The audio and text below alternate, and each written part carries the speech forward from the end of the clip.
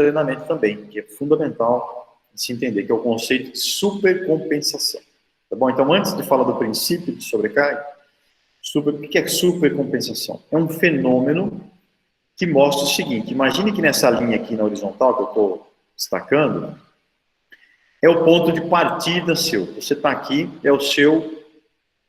é a sua situação antes de treinar. Você chegou para treinar, você está nesse ponto aqui.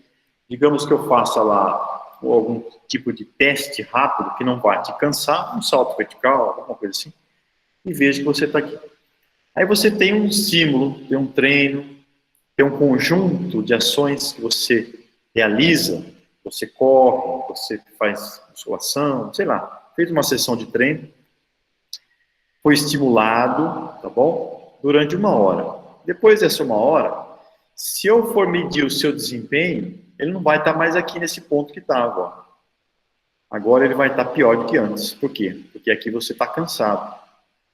Você está, no momento, numa situação pior em termos de desempenho do que quando você começou aquela sessão, pelo próprio cansaço, pela desidratação, pela elevação da temperatura excessiva, pelo esgotamento dos substratos dentro do músculo, por exemplo, o glicogênio intramuscular está mais baixo, e assim por diante.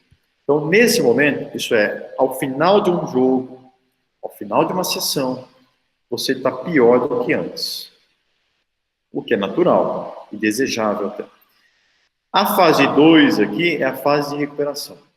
O indivíduo se recupera não somente voltando ao que ele estava antes, isso depois, por exemplo, de 48 horas, tá? Esse número de horas depende muito do indivíduo, do que foi feito, do histórico desse indivíduo, do volume, da intensidade, depende de uma série de fatores. Mas vamos imaginar aqui, 48 horas depois, ele não só voltou ao que ele era, que ele estava antes, como ele ultrapassou, que é a fase 3 aqui, ó. Então, a fase 3, ela é conhecida como supercompensação. O nome já diz o que é. Ele não só compensa, ele volta, como ele supercompensa, ele ultrapassa, e aí ele chega nesse ponto que eu estou destacando. Então, aqui é mais alto do que aqui.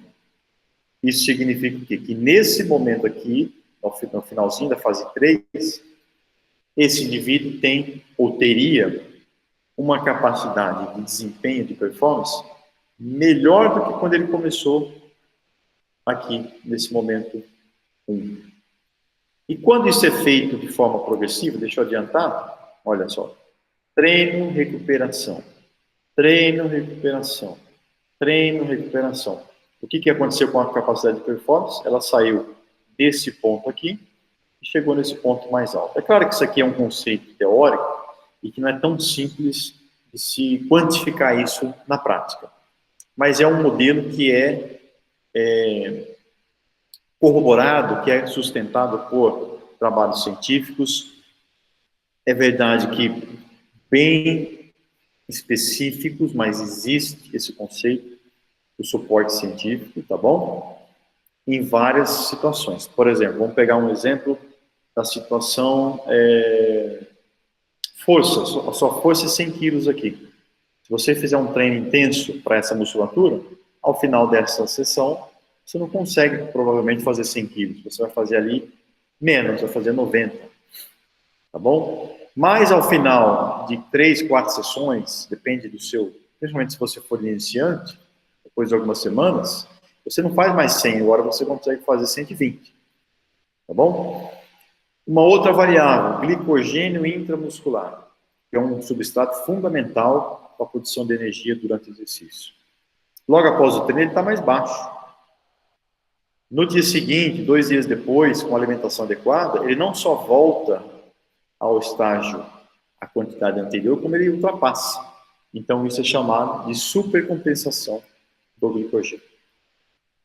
Tá bom? E a fase 4, voltando ao slide aqui, é se o indivíduo deixar de treinar, o que vai acontecer? Ele volta à estaca inicial. Ele volta ao início, em termos de capacidade de performance. Então, isso aqui também é chamado de destreino. Tá legal? O que o princípio de sobrecarga diz? Ele diz que tem que ser aplicado um estímulo uma carga, uma sessão que seja mais difícil em relação ao que o indivíduo já está acostumado a fazer, tá bom? Ele tem que receber um treino, seja um treino que gere danos momentâneos, que gere estresse para esse organismo. Porque se não houver o estresse, se não houver a fase 1, não vai existir a fase 3, que é o objetivo final. Tá bom? Isso é interessante porque se aplica a tudo. Se você parar para raciocinar, nada que você aprende sem passar por essa fase de estresse. Uma criança, quando vai aprender a ler, a primeira vez que ela vai para a escola não é nada agradável, ou seja, é estressante, que tira ela da zona de conforto. Então, é um estímulo, é um estresse, não é isso? Mas isso é necessário. Se não tiver o estresse, não tem a supercompensação. Tá bom? Se você não for lá realizar o seu treino, depois você não tem os efeitos benéficos desse treino. Seja ele de desempenho, no caso dos esportes, seja ele até de estética, no caso de quem está pensando só na estética, ou na saúde, não é? Se você não treina, você não vai ter uma melhora, por exemplo, na resistência à insulina, se você trabalha com quem é diabético ou quem tem uma tendência a se tornar um diabético. Então, não existe construção sem destruição. Pablo Picasso dizia isso. Você vai fazer uma casa, você tem que desmatar o local, então tem que destruir, derrubar árvores, não é? Infelizmente, mas é assim que funciona. Para jogo, quebrar as pedras, para você fazer a casa, você tem que perfurar o chão. Então, você tem que causar uma destruição para depois realizar a construção. Isso se aplica em tudo na vida. Se você quiser se formar, se você quiser um título acadêmico ou melhorar o seu nível profissional, seja a profissão que for, você tem também que passar por isso aqui, não tem? Tem que passar por dificuldades, tem que passar por estímulos. Caso contrário, você não sai do seu nível, fica sempre aqui, parado. Agora, se você treina em excesso, também, olha, treinou, estava recuperando, treinou de novo, estava começando a recuperar, não deu tempo, treinou de novo, ou jogou de novo. O que pode acontecer? Você pode ter uma involução, você pode piorar a sua capacidade de desempenho. Bom, então, quando isso aqui acontece de forma planejada, tudo bem. Às vezes o treinador faz isso de propósito, tá bom? É de propósito para causar, por exemplo, ali, uma semana ou 15 dias isso pode ser chamado de estímulos de choque, ou microciclo de choque também. Ou chame do que quiser, mas é planejado. Olha, nessa semana, o treino vai ser um treino altamente perturbador, essa é a palavra.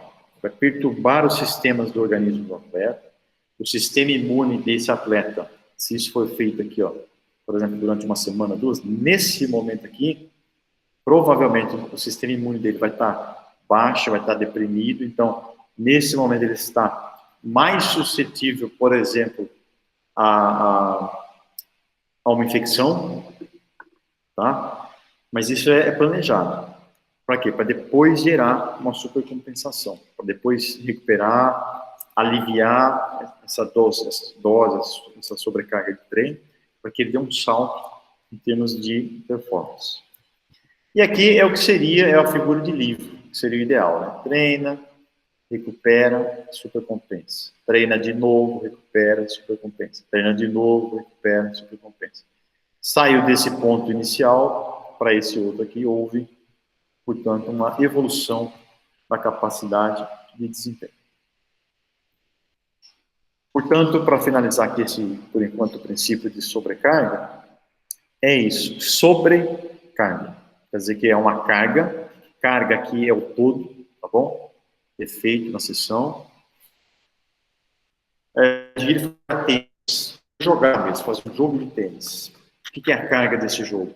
É a distância total que ele percorreu. Quantas vezes ele acelerou e desacelerou? Quantas vezes ele mudou de direção, estava indo para a direita e teve que vir para a esquerda? É o grau de dificuldade técnico-tática. Ele teve que buscar uma bola que era mais difícil, a outra era mais fácil. Quanto tempo durou esse jogo? Se foi um jogo mais contra o adversário mais fraco, foi mais fácil. Imagine que foi um jogo mais difícil, mais longo, os dois no mesmo nível. O sol estava muito forte, a umidade relativa do ar estava alta. Enfim, tudo isso é a carga. Tá bom? Se esse indivíduo está acostumado a fazer isso, eu tenho que aplicar uma sobrecarga para ele continuar melhorando. Se é que ainda ele tem espaço para melhorar. Tá legal? Eu tenho que fazer algo mais difícil ainda. Então, eu estou me referindo a uma pessoa muito bem treinada. Mas essa é a ideia. Agora, tomando cuidado para que isso também não cause problemas.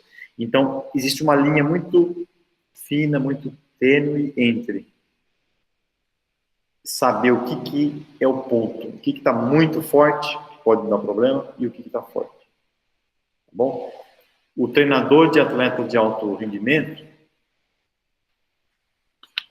ele tem esse dilema. Uma analogia, ou até uma metáfora, imagina um passarinho na mão. Se você pegar um passarinho na mão e apertar demais, você acaba machucando ele e até matando, né? Se você abrir demais, ele sai voando. Então imagine você conseguir manter esse passarinho na sua mão, sem soltar a ponto dele fugir, mas sem apertar demais ao ponto de esmagar ele e matar. Então isso exige, repito, experiência, ciência, tentativa e erro, porque ninguém sabe, na realidade, o segredo, né? Não existe um segredo. O que existe ou pelo menos o que nós tentamos é o quê? É chegar mais próximo da perfeição, mas agora a perfeição não existe, tá? Mas é nesse sentido, então, o princípio.